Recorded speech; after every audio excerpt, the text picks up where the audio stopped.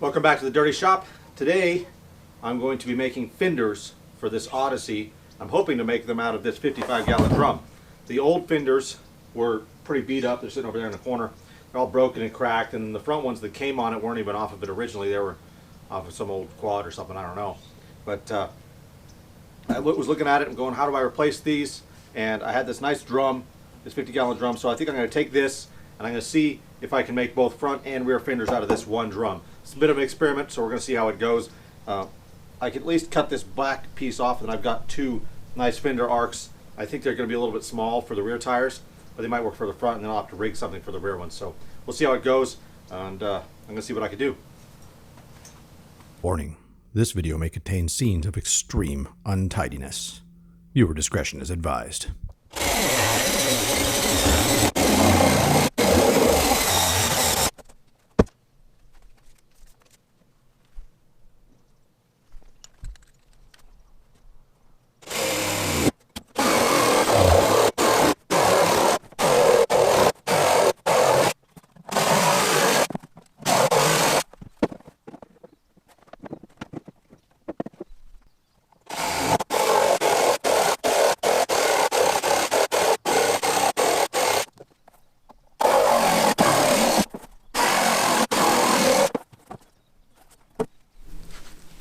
So I've got this drum cut in half now, and unfortunately these mounting pins, I'm not sure why they did it, but these are offset. I'm not sure why that is, but one is further back than the other, and then the other mounting points would be back here on these, which makes it really difficult to get a flat surface attached to them, because the only one that's hitting right now is this one.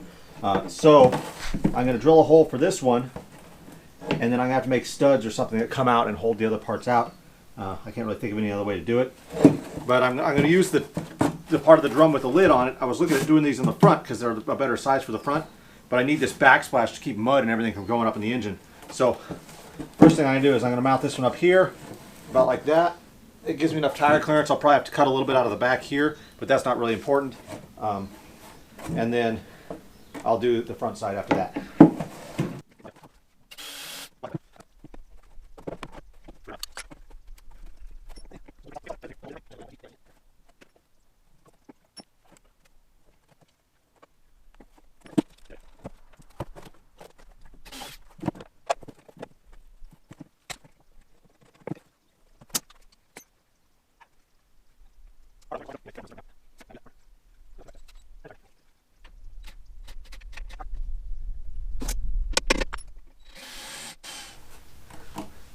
So there's one fender. I don't have to worry about it hitting back here because these tires there's no suspension, so they don't move.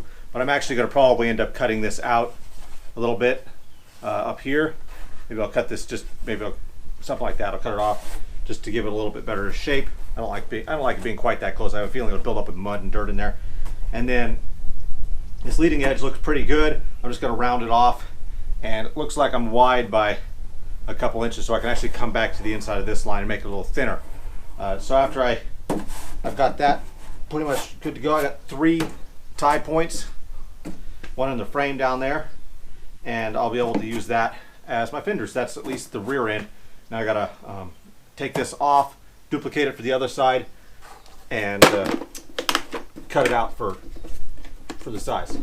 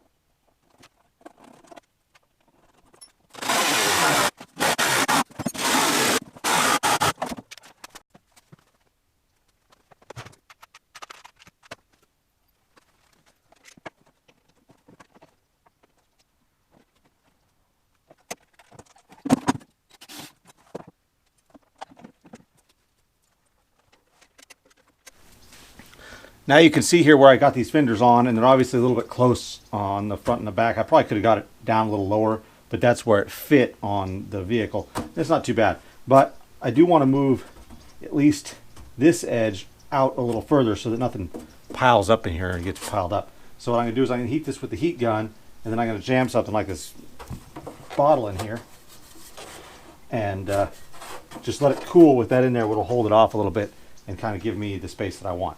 So we're going to go for that and see what happens.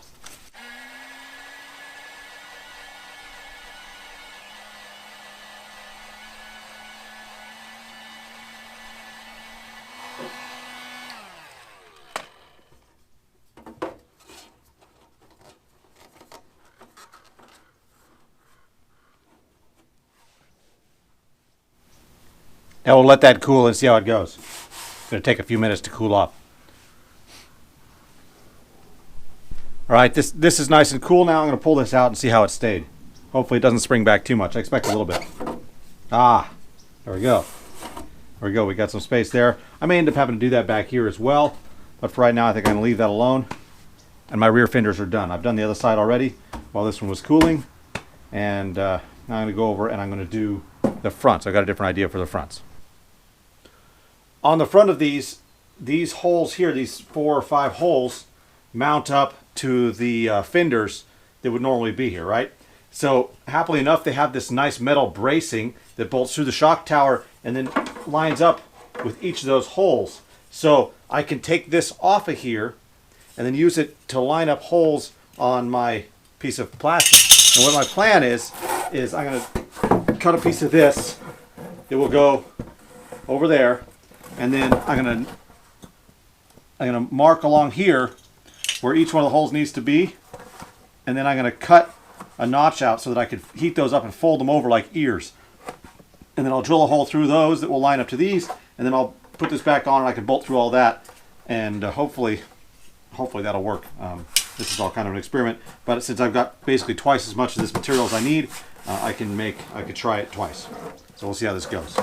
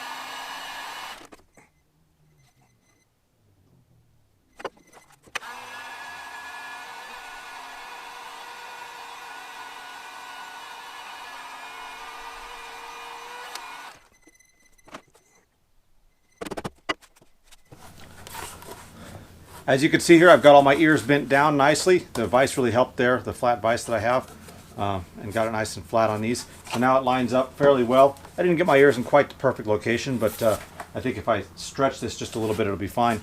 So the first thing I'm going to do is I'm going to put the first hole. I'm going to look at this on here, line that first one up where I want it, and see if these other ones line up.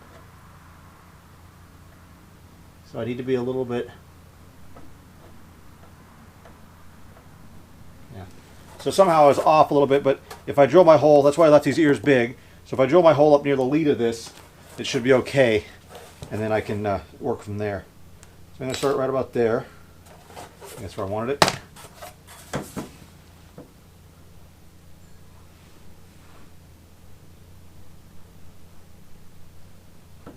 Yeah.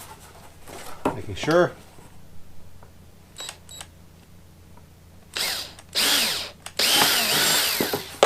So there would be the first hole. Take one of these screws, go through here. I'm going to go into this piece here. This is the backing piece that goes in there.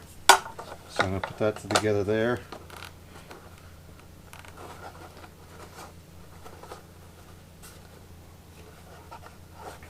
And then,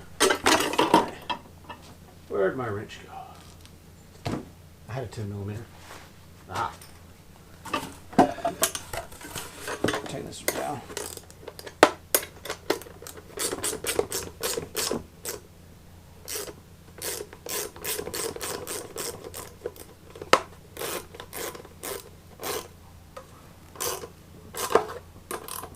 There we go.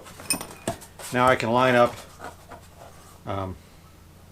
this with each hole individually and screw them on. It's just going to stretch this out just a little bit to make them line up. But I can see all my holes are going to line up along here, which is good.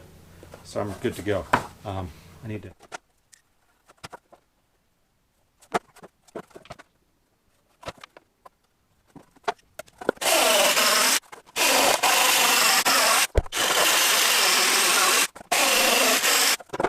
So between the combination of the belt sander and the torch and things like that, I got them mostly evenly colored. They're not perfect, but I'll have to get to them in the future. I don't want to waste any more time on it. They're not that pretty in the first place, but they're going to work pretty well. So I'm going to get these mounted up and then move on to another part of this project.